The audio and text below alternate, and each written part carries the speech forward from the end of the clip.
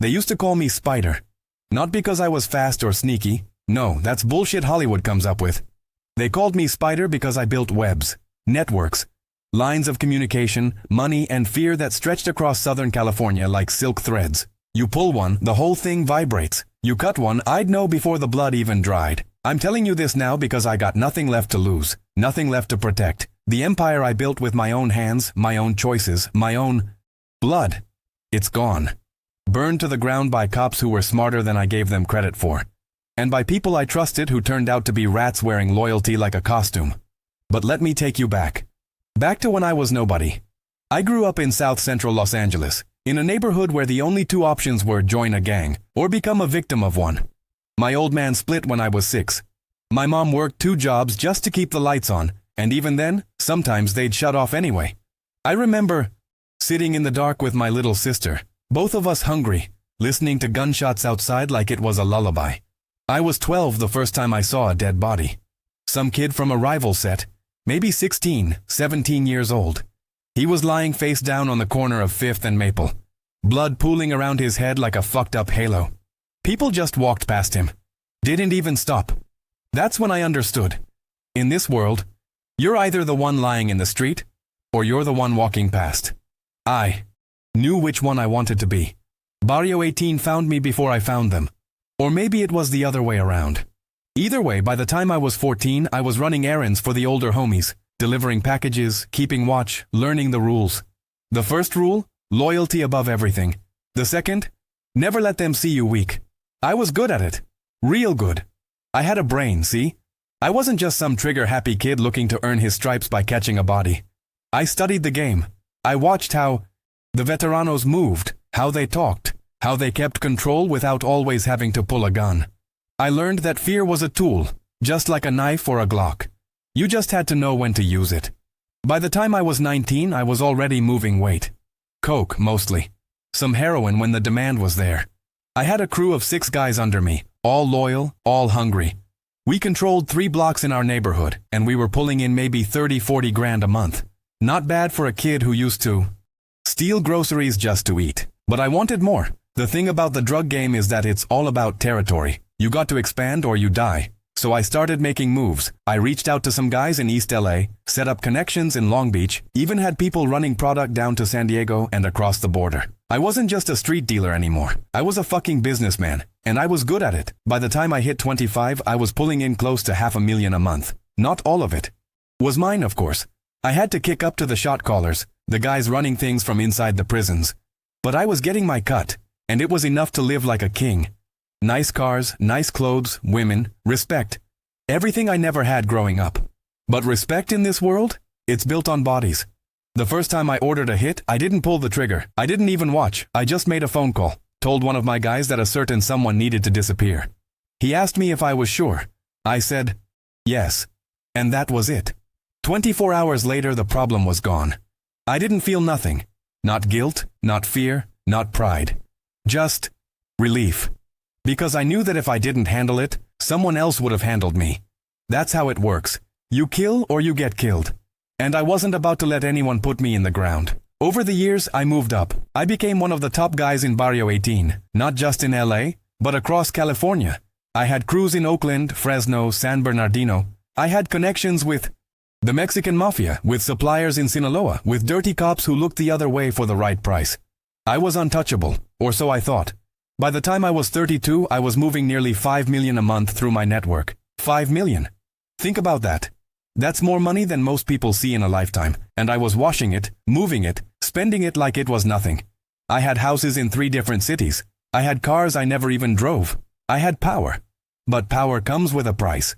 I had to stay sharp. I couldn't trust anyone, not completely. I had to watch my own guys, make sure nobody was skimming, make sure nobody was talking to the cops. I had to handle problems before they became problems. And sometimes that meant putting down people I considered brothers. That's the part they don't tell you about being a boss. It's lonely as hell. You're surrounded by people, but you're always alone. And somewhere along the way, I stopped being human. I became the spider. Cold. Calculating. Untouchable. But nothing lasts forever. The first sign that something was wrong came on a Tuesday night in March. I remember because it was raining. One of those rare LA rainstorms that makes the whole city smell like wet concrete and gasoline. I was at one of my spots in Boyle Heights, counting money with two of my guys, when my phone rang. It was Flacco, one of my runners in Long Beach. His voice was shaking. "Spider, we got a problem." I didn't like the sound of that. "What kind of problem?" "The cops hit the stash house on 7th. Kicked the door in, grabbed everything. They knew exactly where to go." I felt my stomach drop. That house was clean. No neighbors watching, no traffic, no reason for the cops to even look twice. Unless someone told them. "Who was inside?" I asked, keeping my voice calm. "Nobody. It was empty. But they took everything. 20 keys, maybe 200 grand in cash. 20 keys. That was $250,000 in product, gone. And the cash on top of it." "All right," I said. "Lay low. Don't go back there. I'll handle it." I hung up and looked at the two guys with me. They could see it in my face. Something was off. "We got a rat," I said. Over the next few weeks, things started falling apart. Another stash house got hit. Then one of my couriers got pulled over with 50 pounds of weed in his trunk. Small-time shit. But the cops knew exactly which car to stop, exactly when to stop it. Then one of my guys got arrested on a warrant I didn't even know existed. Someone was talking. Someone inside my network was feeding information to the cops. The problem was, I didn't know who. I started pulling back. I stopped using the same phones. I moved my operations around, switched up my routines, cut off people I wasn't sure about. But the cops kept coming. It was like they were inside my head, anticipating every move I made. And then I found out why. One of my guys, let's call him Chino, came to me with some news. He'd been talking to a homegirl who worked at the county jail, and she told him something that made my blood run cold. The feds were building a case. Not just the local cops, the FBI, DEA, ICE, the whole alphabet. They'd been watching me for over a year. They had wiretaps, surveillance, informants. They knew about my operations in Oakland, in Fresno, in San Diego. They knew about my connections to the Mexican mafia. They knew everything. And they were coming for me. I didn't panic, not at first. I'd been in tight spots. Before. I knew how to disappear, how to cover my tracks. I started liquidating assets, moving money offshore, cutting ties with anyone who could flip on me. But it was too late. The informant, the rat, had been one of my closest guys. Someone I'd known for over 10 years. Someone I trusted with my life. He'd been wearing a wire for months, recording our conversations, feeding the feds everything they needed to build a RICO case against me. When I found out who it was, I wanted to kill him myself. Put a bullet in his head and dump him in the desert. But I couldn't. He was already in protective custody, hidden away somewhere the feds could keep him safe. That's when I knew it was over. The feds didn't just want me. They wanted my whole network.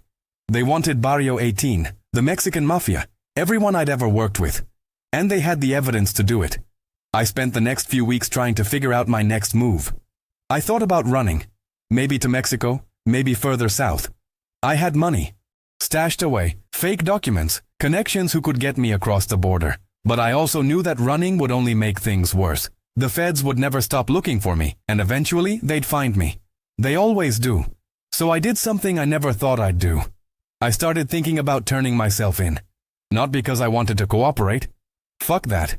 But because I knew that if I got arrested on my own terms, I might be able to cut a deal. Maybe get my sentence reduced. Maybe avoid spending the rest of my life in a cage. But before I could make that decision, they came for me.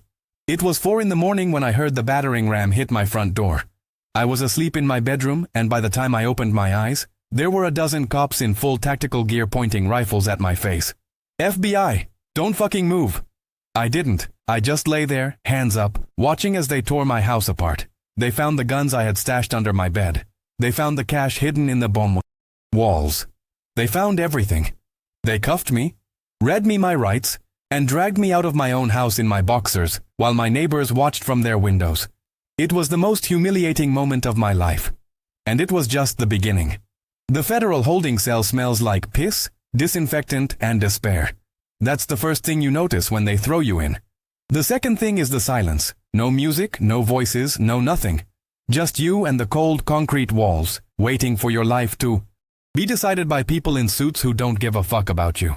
They held me for 3 days before my arraignment. 3 days of sitting in a cage, thinking about everything I'd done, everyone I'd hurt, everyone who'd hurt me.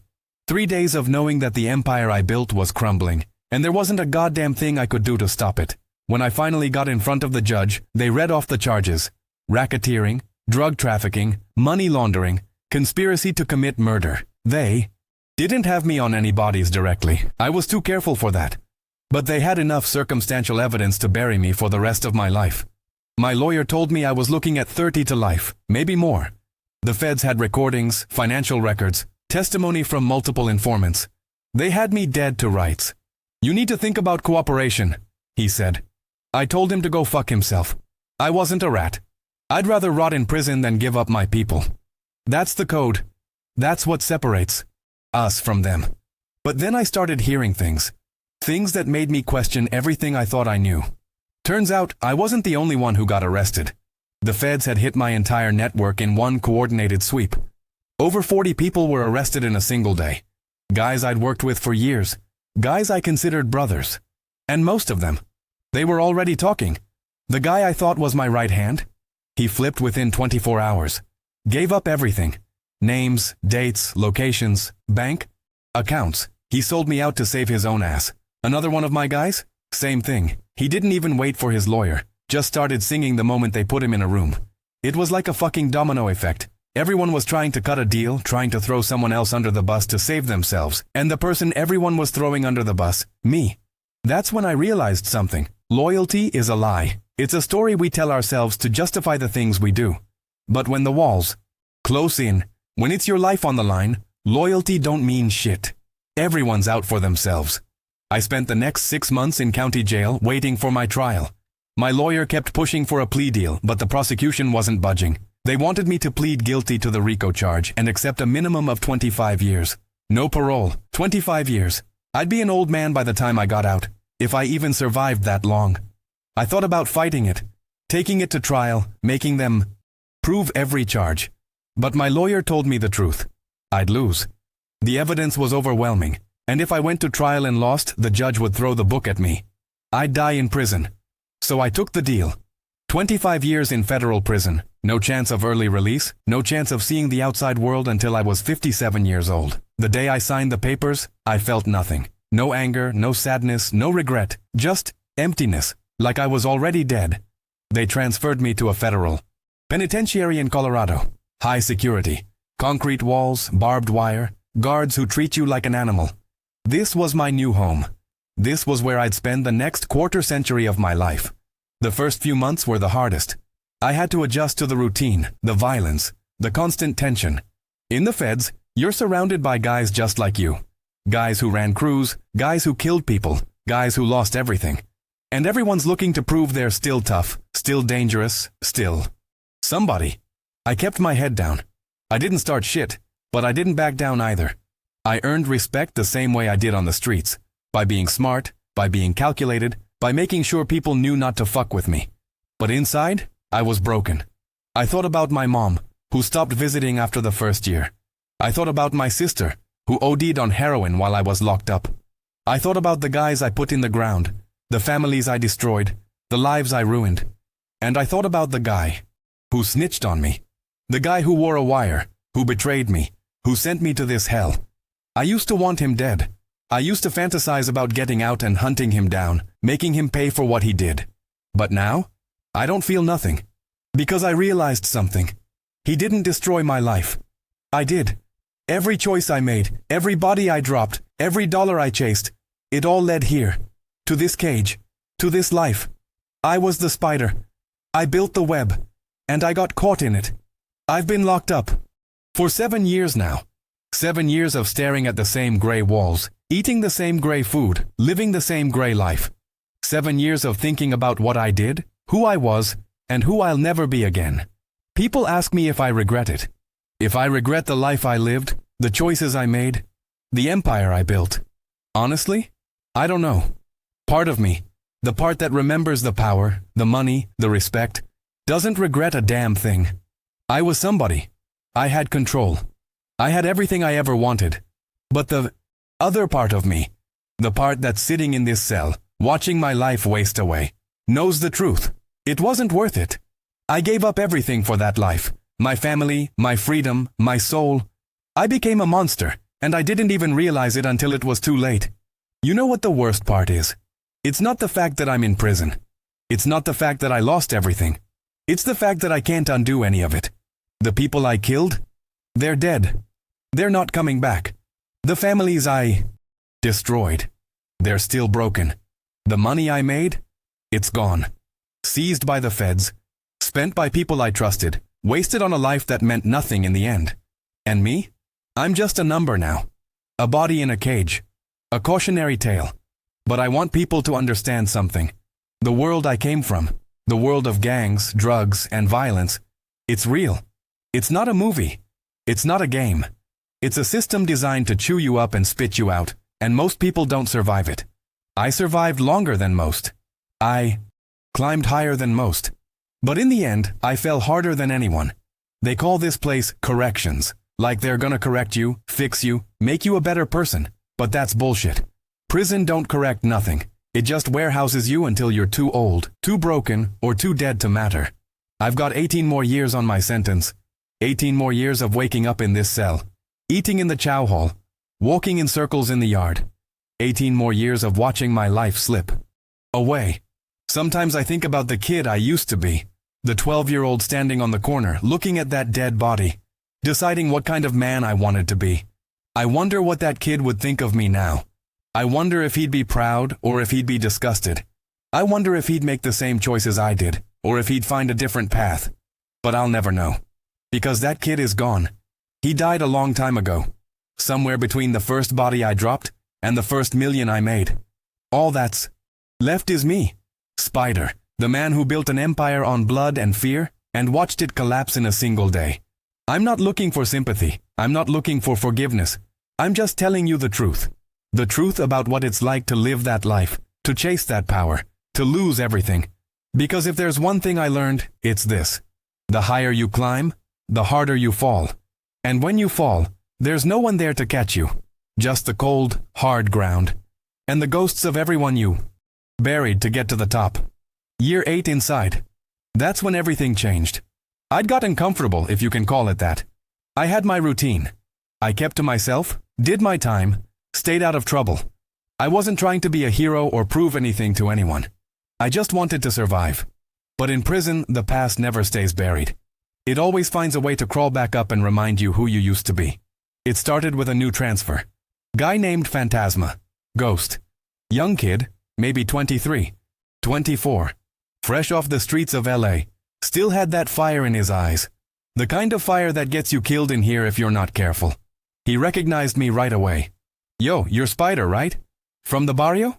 I looked at him, didn't say nothing.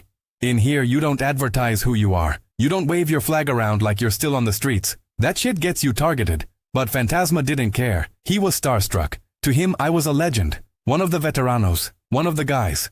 Who made it to the top before the system took him down. Man, I heard stories about you, he said, eyes wide. They say you ran half of Southern California.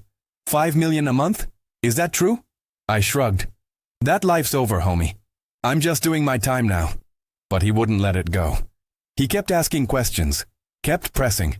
He wanted to know how I did it, how I moved product, how I kept control. He was hungry for that knowledge, like he thought he could learn something that would help him. When he got out, I should have shut him down, should have told him to mind his business. But something about him reminded me of myself when I was young. That hunger, that ambition, that belief that you can beat the system if you're just smart enough, ruthless enough. So I talked to him. Not about specifics, but about the game. About how to read people, how to build loyalty, how to stay 3 steps ahead. I told him the same things the veteranos told me when I was coming up. And that was my first mistake. Because Phantasma wasn't just some young kid looking for guidance. He was connected. His older brother was still running things on the outside, and Phantasma was using our conversations to pass information back to the streets. He was using me. I didn't realize it until it was too late. One day I got called into a meeting with some of the higher-ups in the prison. Guys who were still pulling strings from inside, still running operations through their connections on the outside. These weren't just inmates. These were shot callers. The real power. They sat me down in the yard during rec time. 4 of them, all from the Mexican mafia. Guys I'd worked with back in the day. Guys who remembered me from when I was moving weight. "We got a problem, Spider," one of them said. His name was Lobo. Wolf. Big motherfucker. Covered in tattoos, eyes like ice. What kind of problem? I asked. That kid you've been talking to. Phantasma. His brother's been moving in on territory that belongs to us. And we heard you've been giving him advice. Telling him how to operate. My stomach dropped. I realized what was happening. They thought I was helping Phantasma's brother set up shop, that I was working against them. That's not what's happening, I said, keeping my voice steady. I didn't know what the kid was doing. I was just talking, that's it. Lobo leaned in close. You know the rules, Spider. Blood in, blood out. You're one of us. You took an oath. And if you're working against us, there's consequences. I knew what that meant. In the Mexican Mafia, there's only one penalty for betrayal. Death. I'm not working against you, I said. I'm not working with anyone. I'm just doing my time. Lobo studied me for a long moment, then sat back. All right, we believe you. But you need to prove it. Prove it how? That kid, Phantasma. He's a problem. He's been running his mouth, making moves he shouldn't be making. We need him handled. My blood ran cold. I knew what he was asking. He wanted me to kill Phantasma, to prove my loyalty by putting a knife in the kid's chest. I'm not doing that, I said. The four of them went silent. You could hear the tension in the air, thick and dangerous. You refusing? Lobo asked, his voice low. I'm doing my time, I said. I'm not catching another body. I'm not adding more years to my sentence. I'm done with that life. Lobo smiled, but it wasn't a friendly smile. It was the kind of smile a predator gives before it strikes. You think you can just walk away? You think you can say no to us? I'm saying no, I said, standing up. Do what you gotta do. I walked away. My heart was pounding, my hands shaking, but I kept my head up. I knew what I'd just done. I'd signed my own death warrant. For the next few weeks I was looking over my shoulder constantly. I didn't sleep. I didn't eat. I knew they were coming for me, I just didn't know when. But the hit never came. Instead, something else happened. Phantasma disappeared. They found him in his cell one morning, stabbed 17 times. Blood everywhere. The COs tried to investigate, but nobody saw nothing. Nobody heard nothing. That's how it goes in here. A few days later, Lobo pulled me aside in the yard. You made the right choice, he said. We handled it ourselves. But you need to understand something, Spider. You're protected because of who you used to be. But that protection only goes so far. Next time we ask you to do something, you better not say no. I nodded. But inside, I was screaming. Because I realized something in that moment. I wasn't free. Even in here. Even after losing everything, I was still trapped. Still caught in the web I'd built all those years ago. And there was no way out. Year 10. Halfway through my sentence. I'd gotten a letter that morning. Not from a lawyer, not from family. From someone I thought was dead. The envelope had no return address. Just my name and inmate number written in careful, neat handwriting. I opened it in my cell, hands trembling for reasons I couldn't explain. The letter was short, only a few lines, but those lines hit me like a bullet to the chest. Spider. I know you think I'm a rat. I know you hate me. But I need you to understand something. I didn't have a choice. They had my daughter. They told me if I didn't cooperate, they'd charge her as an accessory. She was 16 years old. What the fuck was I supposed to do? I'm not asking for forgiveness. I'm just asking you to understand. I hope you find peace. I never did. Chino, my right hand. The guy I trusted more than anyone. The guy who wore the wire, who recorded our conversations, who gave the feds everything they needed to destroy me. I'd wanted him dead for so long. I'd fantasized about it, dreamed about it. But now, reading his words, I felt something I didn't expect. Understanding. He had a daughter, a kid, and the feds used her as leverage. They threatened to destroy her life if he didn't cooperate. What would I have done in his position? I'd like to think I would have stayed loyal, would have kept my mouth shut no matter what. But deep down, I knew the truth. If they'd threatened someone I loved, I might have done the same thing. That realization fucked me up more than anything else. Because it meant that everything I'd believed about loyalty, about the code, about what it meant to be a man, it was all bullshit. We were all just trying to survive. We were all just doing what we had to. Do to protect the people we loved. And sometimes that meant betraying the people we loved too. I wrote him back. I don't know why. Maybe I needed closure. Maybe I needed to say something I'd been holding inside for 10 years. Chino, I get it. I'm not saying I forgive you. I'm not saying what you did was right. But I get it. I destroyed a lot of lives trying to protect my own. I put a lot of people in the ground. And now I'm in here, and they're still dead, and nothing I did mattered. You did what you had to do. I can't hate you for that. But don't tell me you hope I find peace. Because there's no peace for guys like us. We made our choices. Now we live with them. Spider. I never heard back from him. A few months later, I got word through the grapevine that Chino was dead. Overdose. They found him in a motel room in Arizona, needle still in his arm. The feds had given him a new identity, relocated him, set him up with a job. But it didn't matter. He couldn't live with what he'd done. The guilt ate him alive until there was nothing left. That's when I understood something. We were all prisoners. Some of us were in cages made of concrete and steel. Others were in cages made of guilt, fear, and regret. But we were all trapped. Around that same time, I got another letter. This one was from my mom. I hadn't heard from her in over 8 years. She'd stopped visiting, stopped writing, stopped acknowledging I existed. I thought she'd given up on me completely. But there. She was.